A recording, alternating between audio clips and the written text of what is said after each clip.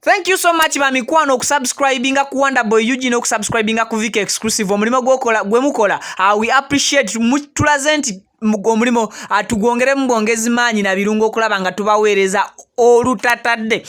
Waliwo ebipya ebizuuse ku bifaananyi bya Rema n'amakula bya Zengata ne bu video bwazenga atuteera ku mitimbagano ne tulowooza nti bya ddala. Here we bring facts. Era goba wa subscribing adda wano ku Wonderboy ne ku Vika Exclusive atukugamba kakkana kati tandika owulirize nenga sinaba kubanga nkuwa facts eziri ku bifaananyi Rema byazenga posting ne videos. Anzikiriza nsooke nkujjukize nti bwoba olina ebizibu ebyenjawulo otawaanyizibwa mu mirimo gyo Hajati Kaloddo omusomi w'edduwa asangibwe Wakiso ezo ensonga azimalanga takozesa bintu bya kisawo Kiganda just akulombera bulombezi ddwa Mukama Katonda nabeeranga akusumula passport ziganye visa oyagala mbwate enzaalo simanyi onoonya musajja gwo musajja naawe onoonya mukazi wa kuwasa naawe ayagala obwagazi okwebuuzaako ku Hajati ensonga yonna nyinza okuba ekizibu kyo sikimenye amukubireko ku namba z'essimu enamba ebeerawo awo ate mwogerezeganye kale buterefu back to video. Rema n'amakula okuva lwe yagende wa Dr. Hamza Sebunya bingi bizenga byogerwa era ba bloggers bangi ne batandika okumukubanga mu ebituli ne Dr. yennyini okumudisrespectinga nti tamalaako Dr. ateyesobola ng'omusajja asimanya bagenze mu honeymoon bwe bagende Dubai. Dr. Hamza talina kye yakola ku mukazi in terms of Rema okufuna olubuto. Ebisoose okubeera nga byeraga nga Rema n'amakula yakata ebifaananyi bino ne video zino ngenda kusooka mbagamba ekintu kimu. Ebifaananyi by'omwana oyo Rema n'amakula byatadde juzi nga biraga nti ali lubuto n'ebifaananyi byatadde olwaleero nga biraga nti Rema n'amakula azadde. Kituufu Rema abadde lubuto era kituufu Rema azadde omwana.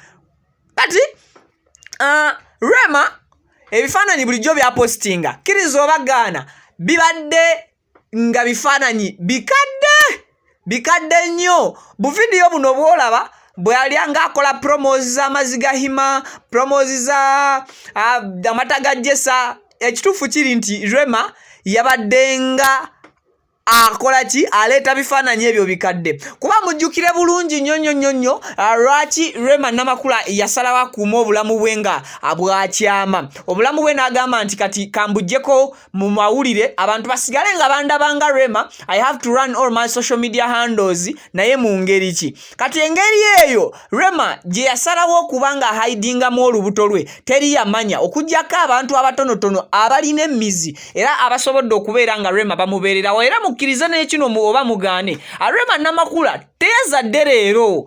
Bw'oneetegereza bulungi ebifaananyi ebya baby n'ebifaananyi bya dokita nsaboddeyo onoonyereze bw'obanga okolako ka research akatonotono nga Vika Exclusive kenkola wano ku Wonderboy UG ne ku Vika Exclusive ate nga bamikono situnnaba kweyongerayo kansooke nkusabe osubscribingako ku YouTube channel eno emanyiddwa nga Vika Exclusive bw'obeera mupya ng'oli subscriber affe ku Wonderboy UG ate kweno subscribingako then bw'obeera subscriber ku Vika Exclusive ate nja kusaba osubscribingako n'ekweri Wonderboy UG then bw'obanga to subscribinga ku channels zaffe zombi ankusaba mukwano wonna subscribingako tandika okubeera ng'onyumirwa updates zaffe eza buli budde. Biva Organic Natural and Health Products akugamba nti ye akutuusaako obujjanjabi nga akozesa ddagala lya butonde awo bali tusobola okuyita eddagala erya habo asangibwa ku Access Building awo ku Lubaga Road. Bw'atamanyi Lubaga Road kali kankugereza awo ku Nkulungo kasoba nga wakava ku Nkulungo awo eya Kabaka okkirirako kati ningadde ne Kampala ekizimbe kiri awo kiwanvu obeera okiraba bakiyita Access Building kati ali ku ground floor aye Dr. Biva Organic akutuusaako obujjanjabi obwo bw'ekikugu ng'akozesa ddagala ery'obutonde. Kati ndowooza mugenda mukitegeera bulungi nti ffe wano buli kye tukwatako tukiggusa. Nakola story emu ne mbagamba nti Rema n'amakula ali lubuto kumwe ne mugamba nedda tekisoboka omukazi ali olubuto atasobola kukola ka video nga ali kuvuga mmoroka bwati nga akola bwati ne bwati ne bwati. Wani tata wegolodde namu. Ennaku zino bannange. Ennaku zino ki? Osazanga kabiriti. Okuba ofuna kana kachupa kano. Wake up call. Kosiba kolo wake up. Kano kena jamba biva. Banange wante sanyu. Okakasa. Oli mumativu. Ndi mumativu n'okukirawo. Owankomewo. Wanji. Owanzire. Kuchonkoze. Oli wakunzaza balongo gwe. Babiva batukolera. Kan male kuweyongera ka wake up call akalala tata. Nkomawo. Nkulinze.